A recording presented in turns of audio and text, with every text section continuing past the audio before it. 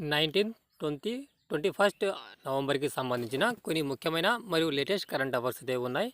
Video కనుక మీకు useful ఉంటే తప్పనిసరిగా వీడియోను లైక్ అయితే చేయండి. మధ్యప్రదేశ్ పర్యాటక శాఖ కొత్త బ్రాండ్ అంబాసిడర్గా ఇటీవల ఎవరు నియమితులయ్యారు? ఆన్సర్ పంకజ్ త్రిపాఠి. బాలీవుడ్ స్టార్ పంకజ్ త్రిపాఠి ఇటీవల మధ్యప్రదేశ్ టూరిజం శాఖ బ్రాండ్ అంబాసిడర్గా నియమితులయ్యారు. మధ్యప్రదేశ్ తరచుగా దాని శక్తివంతమైన వన్యప్రాణులు మరియు చారిత్రక ప్రదేశాలకు భారతదేశం యొక్క గుండె అని పిలుస్తారు. ఈ నిర్ణయం రాష్ట్రంలో పర్యాటక రంగాన్ని ప్రోత్సహిస్తుంది. న్యూఢిల్లీలో ఇండియా ఇంటర్నేషనల్ ట్రేడ్ ఫెయిర్ను ఎవరు ప్రారంభించారు? ఆన్సర్ కేంద్ర మంత్రి పీయూష్ గోయల్. కేంద్ర వాణిజ్య మరియు పరిశ్రమల శాఖ మంత్రి శ్రీ పీయూష్ గోయల్ న్యూఢిల్లీలో భారత్ మండపంలో 43వ ఇండియా ఇంటర్నేషనల్ ట్రేడ్ ఫెయిర్ IITF-ను ప్రారంభించారు. ఇది నవంబర్ 14 నుండి 27 వరకు నిర్వహించబడుతుంది. IITF 2024లో బీహార్ మరియు ఉత్తరప్రదేశ్ భాగస్వామ్య రాష్ట్రాలు, జార్ఖండ్ ఫోకస్ స్టేట్గా ఉంది. ఇటీవల వార్తల్లో నిలిచిన సుఖ్నా సరస్సు ఏ నగరంలో కలదు? ఆన్సర్ చండీగఢ్. హర్యానా వైపున ఉన్న సుఖ్నా వన్యప్రాణుల ఆభరణం చుట్టూ 1 కిలోమీటర్ నుండి 2.35 కిలోమీటర్ల వరకు ఉన్న ప్రాంతాన్ని ఎకో సెన్సిటివ్ జోన్గా గుర్తించేందుకు కేంద్ర పర్యావరణ, అటవీ మరియు వాతావరణ మార్పు మంత్రిత్వ శాఖ ఇటీవల నోటిఫికేషన్ జారీ చేసింది. ఇది చండీగఢ్లో ఉన్న కృత్రిమ సరస్సు. ఇటీవల ఏ దేశ ప్రధానమంత్రి మోదీకి అత్యున్నత పౌర పురస్కారం సత్కరించింది? నైజీరియా. ప్రధాని మోదీకి ఇటీవల నైజీరియా ప్రభుత్వం దేశ అత్యున్నత పౌర పురస్కారాన్ని అందజేసింది. ఆయనకి ప్రతిష్టాత్మకమైన grand commander of the order of the niger award లభించింది. క్వీన్ ఎలిజబెత్ II తర్వాత ఈ గౌరవాన్ని అందుకున్న రెండవ ప్రముఖుడు ప్రధాని మోదీ. గ్లోబల్ ఎనర్జీ ఎఫిషియన్సీ అలయన్స్ని ఇటీవల ఏ దేశం ప్రారంభించింది? Answer UAE. అజర్బైజాన్లో జరిగిన COP29 సందర్భంగా గ్లోబల్ ఎనర్జీ ఎఫిషియన్సీ అలయన్స్ని స్థాపించడానికి UAE ప్రతిష్టాత్మకమైన చొరవను ప్రారంభించింది. ఈ చొరవ 2030 నాటికి గ్లోబల్ ఎనర్జీ ఎఫిషియన్సీ రేట్లను రెట్టింపు చేయడం మరియు ఉద్గారాలను తగ్గింపులను గణనీయంగా తగ్గించడం లక్ష్యంగా పెట్టుకుంది. ఎలక్ట్రిక్ వాహనాలకు రోడ్డు మరియు రిజిస్ట్రేషన్ పన్నులపై ఇటీవల ఏ రాష్ట్ర ప్రభుత్వం 100% మినహాయింపు ప్రకటించింది? ఆన్సర్ తెలంగాణ. రోడ్డు పన్ను విధానానికి సంబంధించి కీలక నిర్ణయం తీసుకున్న తెలంగాణ ప్రభుత్వం రాష్ట్రంలోని ఎలక్ట్రిక్ వాహనాలు, రోడ్డు మరియు రిజిస్ట్రేషన్ పన్నులపై 100% మినహాయింపును ప్రకటించింది. ఈ నిర్ణయం ప్రకారం తెలంగాణలో కొనుగోలు చేసిన మరియు రిజిస్టర్ చేయబడిన ఏదైనా ఎలక్ట్రిక్ వెహికల్ డిసెంబర్ 31, 2026 వరకు పన్ను మినహాయింపు పొందేకు అర్హత పొందుతుంది. ఇటీవల వార్తల్లో నిలిచిన నుగు వన్యప్రాణుల అభయారణ్యం ఏ రాష్ట్రంలో ఉంది? Answer Karnataka. Bandipur tiger reserve యొక్క ప్రధాన మరియు ముఖ్యమైన ప్రాంతంగా కర్ణాటకలోని మైసూర్ జిల్లాలో ఉన్న నుగు వన్యప్రాణుల అభయారణ్యంపై నోటిఫై చేయాలని national tiger conservation authority NTCA సిఫార్సులు ఇంకా అమలు కాలేదు. ఇది బందిపూర్ నేషనల్ పార్క్ ఉత్తరాన ఉంది. భారతదేశం యొక్క మొట్టమొదటి దీర్ఘశ్రేణి హైపర్సోనిక్ క్షిపణిని DRDO ఏ భారత రాష్ట్ర తీరం నుండి ఇటీవల విజయవంతంగా ప్రయోగించింది? ఆన్సర్ ఒడిశా. భారత రక్షణ పరిశోధన మరియు అభివృద్ధి సంస్థ DRDO ఒడిశా తీరంలోని డాక్టర్ APJ అబ్దుల్ కలాం ద్వీపం నుండి తన మొదటి దీర్ఘశ్రేణి హైపర్సోనిక్ క్షిపణిని విజయవంతంగా పరిష్కరించింది. ఈ ముఖ్యమైన మైలురాయి హైపర్సోనిక్ టెక్నాలజీలో భారతదేశం యొక్క పురోగతిని ప్రదర్శిస్తుంది. యునైటెడ్ స్టేట్స్, చైనా మరియు రష్యాతో సహా శ్రేష్టమైన దేశాల సమూహాల్లో చేరింది. 1500 కిలోమీటర్ల కంటే ఎక్కువ దూరం వరకు వివిధ పేలోడ్లను మోసుకెళ్లగల క్షిపణి సామర్థ్యం భారతదేశ రక్షణ సామర్థ్యాలను పెంచుతుంది. దక్షిణాసియాలో అతిపెద్ద సముద్రయాన వేదిక సాగర్ మంథన్ ఏ నగరంలో ప్రారంభమైంది? ఆన్సర్ న్యూఢిల్లీ.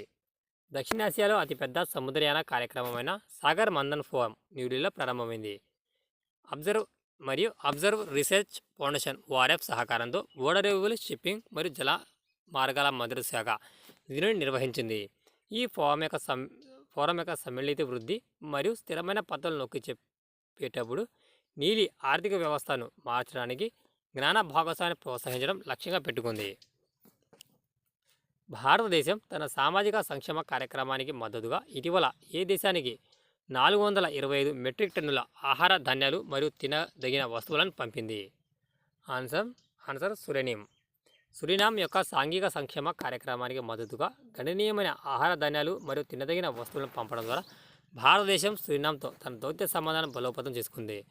1976లో దౌత్య సంబంధాలను ఏర్పరచుకున్నప్పటి నుండి భారతదేశం మరియు సురినామ్ పారామారిబో మరియు న్యూఢిల్లీ రాయబార కార్యాలయం ద్వారా ఈ సహకారాన్ని పెంపొందించుకున్నాయి. ఎర్త్ సైన్స్ డేటాను యాక్సెస్ చేయడానికి ఏఐ పవర్డ్ చాట్బాట్ అయిన ఎర్త్ కోపైలట్ని రూపొందించడానికి నాసాతో ఏ టెక్నాలజీ కంపెనీ భాగస్వామ్యం చేసుకుంది? Answer Microsoft. సంక్లిష్టమైన ఎర్త్ సైన్స్ డేటాకు యాక్సెస్ను సులభతరం చేసే విప్లవాత్మక ఏఐ ఆధారిత చాట్బాట్ ఎర్త్ కోపైలట్ను అభివృద్ధి చేయడానికి మైక్రోసాఫ్ట్ నాసాతో కలిసి పనిచేస్తుంది. స్టెమ్ ఫీల్డ్లో లింగ సమానత్వాన్ని ప్రోత్సహించడానికి అంతర్జాతీయ విద్యా వారం సందర్భంగా ఉమెన్ ఇన్ స్టీమ్ ఇండియా ఫెలోషిప్ను ఏ దేశం ప్రారంభించింది? Answer United States. United States women in STEAM India ఫెలోషిప్ను ప్రారంభించింది. ఇది లింగ సమానత్వాన్ని ప్రోత్సహించడం మరియు సైన్స్, టెక్నాలజీ, ఇంజనీరింగ్, మ్యాథమెటిక్స్ మరియు మెడిసిన్ రంగాలలో మహిళలకు సాధికారత కల్పించడానికి ఒక ముఖ్యమైన చొరవ. G20 సమ్మిట్ 2024ను ఏ దేశం నిర్వహిస్తుంది? Answer Brazil. బ్రెజిల్లోని రియో డి జనీరోలో G20 సమ్మిట్ నిర్వహిస్తున్నారు.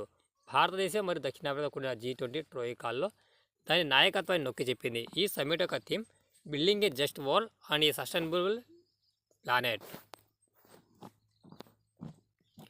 COP29 సమయంలో గ్లోబల్ ఎనర్జీ ఎఫిషియన్సీ అలయన్స్ను ఏ దేశం ప్రారంభించింది? Answer UAE. యుఏఈ అజర్బైజాన్లో COP29 సమయంలో గ్లోబల్ ఎనర్జీ ఎఫిషియన్సీ అలయన్స్ను ప్రారంభించింది. 2030 నాటికి గ్లోబల్ ఎనర్జీ ఎఫిషియన్సీ రేట్లను రెట్టింపు చేయాలనే లక్ష్యంతో ఈ చొరవ ఉంది. మెక్సికోలో జరిగిన 73వ మిస్ యూనివర్స్ పోటీలో డెన్మార్క్ యొక్క మొట్టమొదటి మిస్ యూనివర్స్ కిరీటాన్ని ఎవరు గెలుచుకున్నారు? Answer Victoria కజెరే తిలివేక్.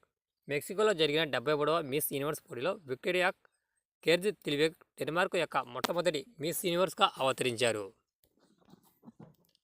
Global alliance against hunger and poverty ఇటీవల ఏ సమావేశంలో విడుదల చేయబడింది? Global alliance against hunger and poverty ఇటీవల ఏ సమావేశంలో విడుదల చేయబడింది? G20. Brazil president Luiz Inacio Lula da Silva Rio de జనీరోలో G20 శిఖరాగ్ర సమావేశాన్ని ప్రారంభించిన సందర్భంగా ఆకలి మరియు పేదరానికి వ్యతిరేకంగా గ్లోబల్ అలయన్స్లో ప్రారంభించారు. ఈ చారిత్రాత్మక చొరవ 82 దేశాలు, వివిధ అంతర్జాతీయ సంస్థలు, ఆర్థిక సంస్థలు మరియు ప్రభుత్వేతర సంస్థలు సహా 148 వ్యవస్థాపక సభ్యులు ఇందులో ఉన్నారు. ఉమ్మడి సైనిక విన్యాసమైన హరి ప్రహార్ ఏ రాష్ట్రంలో నిర్వహించబడింది? ఆన్సర్ అరుణాచల్ ప్రదేశ్. ఇటీవల అరుణాచల్ ప్రదేశ్లో భారత త్రివిధ సైన్యాలు సంయుక్తంగా సైనిక విన్యాసాలు పూర్వీ ప్రహార్ను నిర్వహించారు. ఈ కార్యక్రమం రాష్ట్రంలోని షియోమి జిల్లాలో నవంబర్ 14 నుండి 17 వరకు జరిగింది. తూర్పు RP commander lieutenant general RC Tiwari మరియు ఎయిర్ మార్షల్ ఐఎస్ వాలియా ఈ వ్యాయామంలో పాల్గొన్నారు. భారతదేశపు మొదటి నైట్ సఫారీ పార్క్ ఏ నగరంలో అభివృద్ధి చేయబడుతుంది? ఆన్సర్ లక్నో. లక్నో భారతదేశం యొక్క మొదటి నైట్ సఫారీ పార్క్ ఉత్తరప్రదేశ్ రాజధాని లక్నోలో అభివృద్ధి చేయబడుతుంది. ఇది ప్రపంచంలోని ఐదవ సఫారీ అవుతుంది. కుకురేల్ నెట్ సఫారీ పార్క్ మరియు వన్యప్రాణి కేంద్రం 900 ఎకరాలలో తయారు చేయబడుతుంది. సీఎం యోగి ఆదిత్యనాథ్ యొక్క లక్ష్యం జూన్ 2020 నాటికి ఈ ప్రాజెక్టు పూర్తి చేయాలి. జాయింట్ రిలీజ్ 2024 ఎక్సర్సైజ్ ఎక్కడ జరిగింది? ఆన్సర్ అహ్మదాబాద్. ఇటీవల అహ్మదాబాద్లో 19 నవంబర్ 2024 అహ్మదాబాద్ మరియు పోర్బందర్లో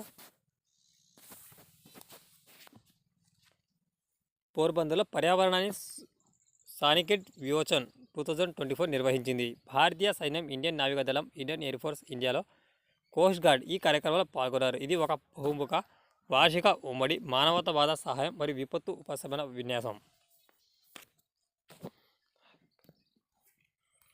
మొదటి ఖోఖో ప్రపంచ కప్ను ఏ దేశం నిర్వహిస్తుంది? ఇండియా. న్యూఢిల్లీలో ఇందిరాగాంధీ ఇండోర్ స్టేడియంలో 13 నుండి 19 జనవరి 2025 వరకు భారతదేశం మొదటి ఖోఖో ప్రపంచ కప్ను నిర్వహించబడుతుంది. భారత ఒలింపిక్ అసోసియేషన్ మరియు ఇండియన్ ఖోఖో ఫెడరేషన్ దాన్ని నిర్వహిస్తున్నారు.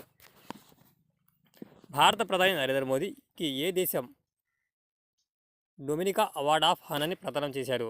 Answer Dominica.